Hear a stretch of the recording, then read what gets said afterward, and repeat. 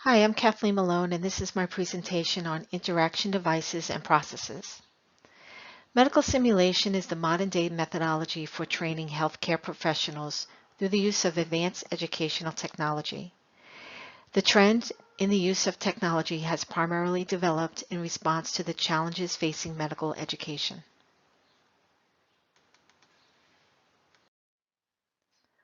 Although the profession has long held that physicians need to be lifelong learners, this concept is now an imperative. There is also a new generation of learners called digital natives. These are young people born into the digital world who speak the language of technology fluently. They expect their education to reflect their expertise in different levels of technology integration and are accustomed to technology-enhanced learning environments. Technologies such as podcasts and videos with flipped classrooms, mobile devices with apps, video game simulations such as part-time trainers, integrated simulators, virtual reality, and wearable devices such as Google Glass are some of the techniques available to address the changing educational environment. The most comprehensive form of simulation is the electronic patient. Electronic patients can be either mannequin or virtual reality based, and replication of the clinical environment is integral. In this presentation, I will attempt to describe state-of-the-art interaction devices and processes focusing on virtual reality and how it relates to modeling and simulation, how it is used today and why it is important, and where it is headed in the future. To get a better sense of where we are today, I will be giving you a brief history of virtual reality simulation. What is virtual reality? Well, it is an artificial environment that is created with software and presented to the user in such a way that the user suspends belief and accepts it as a real environment. On a computer, virtual reality is primarily experienced through two of the five senses, sight and sound. Foundations of modern virtual reality began in 1950s and 1960s. The first product was the Sensorama, constructed by Morton Hellig. Work began on the Sensorama in 1956, and the commercial product was released in 1961. The apparatus projected images, vibration, sound, smell, and wind to deliver 5 different immersive experiences. Now, the Sensorama was a mechanical device which included a stereoscopic color display, fans, odor emitters, stereo sound system, and a motional chair. It simulated a motorcycle ride through New York City and created the experience by having the person sit on an imaginary motorcycle while experiencing the street through the screen, fan-generated wind, and the simulated noise and the smell of the city. These elements were triggered at the appropriate time, such as the case of the release of the exhaust chemicals when the rider approached the bus. The petrol fumes and the smell of pizza were recreated by chemicals. At the same time, Doug Engelbart envisioned a connection of computers to digital displays. Although his visionary ideas were initially dismissed, several events over the next decade propelled development in this direction. Engelbart's most famous invention is the computer mouse, also developed in the 1960s, but not used commercially until the 1980s. Engelbart wanted to use technology to augment human intellect. He saw technology, especially computers, as the answers to the problem of dealing with the ever more complex modern world.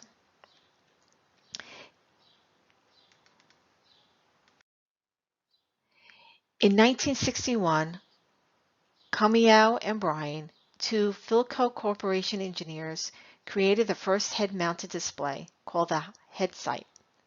The display had two video screens, one for each eye, as well as a magnetic tracking device. It was the first motion tracking device ever created. The first stereoscopic display was made by Ivan Sutherland in 1965. Initially, these head-mounted displays received input from cameras or film rather than computer-generated images. Sutherland described the ultimate display concept that could simulate reality to the point where one could not tell the difference from actual reality.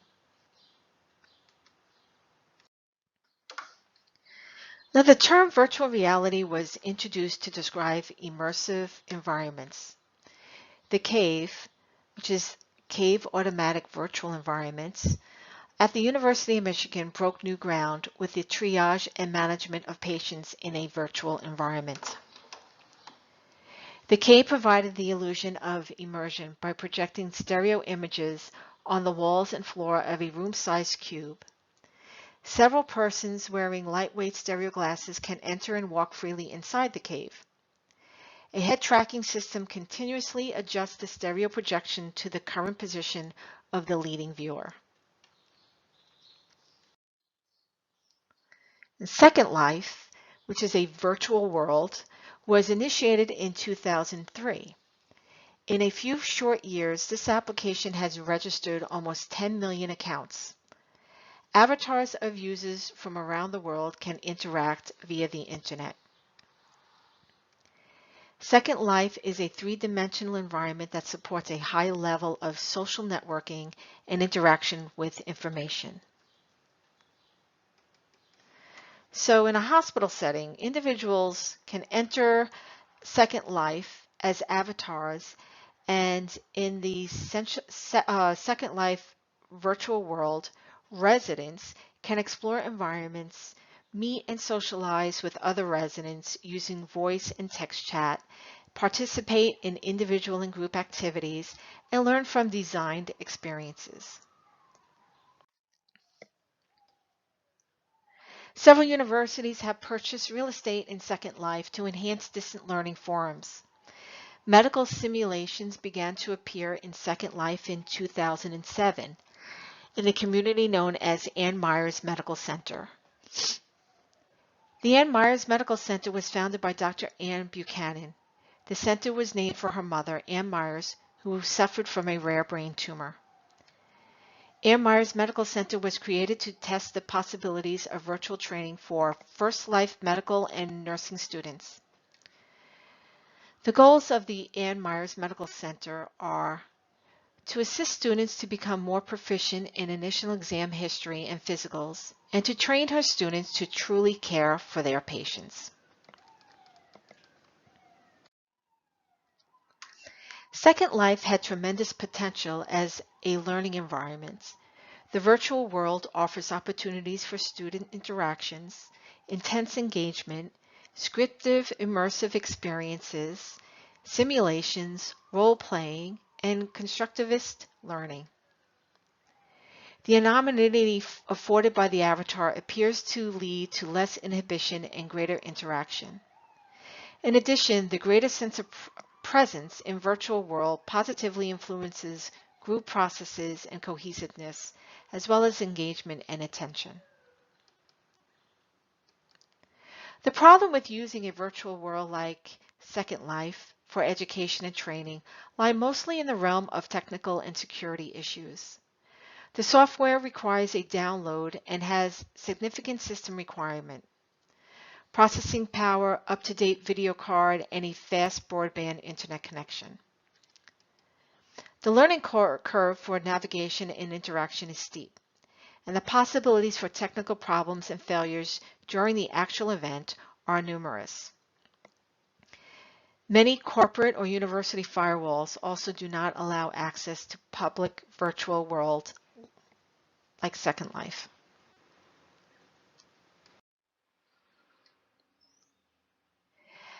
Now, how does interaction devices and processes relate to today's medical education and hospital environments?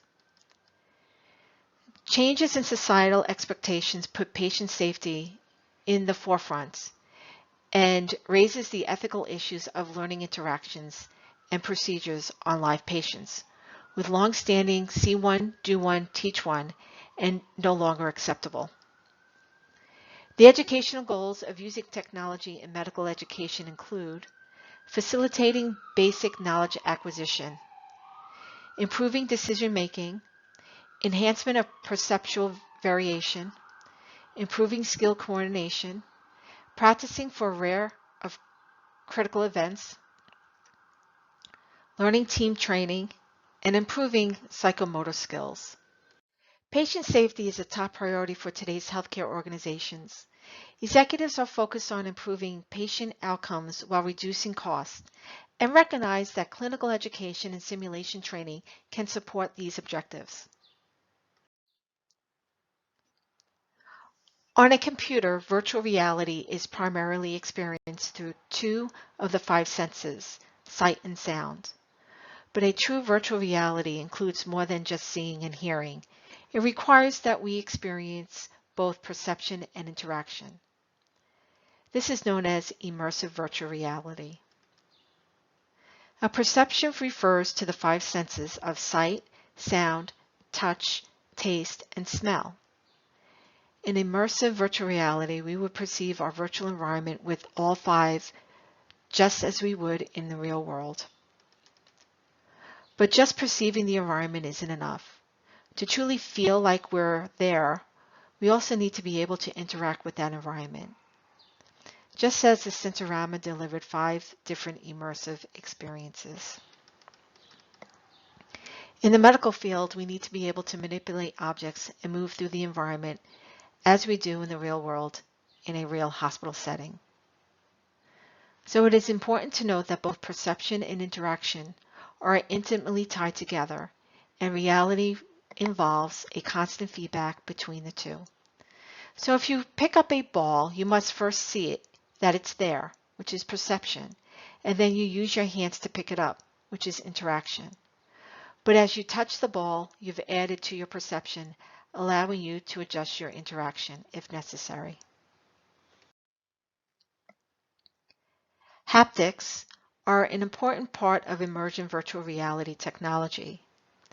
Haptic feedback is the utilization of vibration or physical resistance to engage your sense of touch when using technology. The most common example is your phone's vibrate function, which buzzes to let you know when a friend is calling or you have received a text message. Haptic devices can be grouped into 3 main types: graspable, wearable, and touchable. For graspable, think joysticks. One clear application is in the operation of robots, so that an operator can feel how much resistance the robot is pushing against. Graspable devices often take advantage of kinesthetic sensations, feelings of movement, position, and force mediated by nerves not just in our skin, but also in our muscle, tendons, and joints. Wearable devices, on the other hand, usually rely on tactile sensation, pressure, friction, or temperature, mediated by nerves in the skin. More commonly, wearable haptic devices communicate through vibration. Touchable surfaces also allow types of illusions. For instance, playing the sound of a button clicking as one taps a picture of a button makes it feel as if the button is actually clicking, or making the screen appear to deform under one's fingers can make it feel softer. People construct perception by tying together sight, sound, touch, taste, and smell. And it's really easy to fool your brain if you have a mismatch between your senses. Haptics will become increasingly used, and all of these technological advances will become integrated within scenarios, blurring the lines between real and the virtual.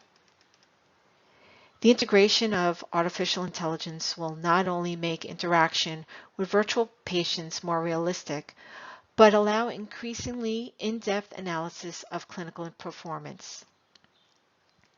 This artificial intelligence can be used to tease out particular issues across a large number of learners and offer dynamic, tailored scenarios to meet specific learning needs. Truly immersive simulation improves students' recall. The more students learn to associate certain smells, sounds, and sights to a specific situation in a simulation, the more easily they will be able to recall their training when they encounter the situation in the field.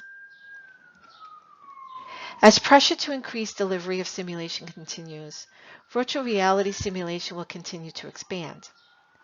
Increasing use of hand control and voice control are becoming viable.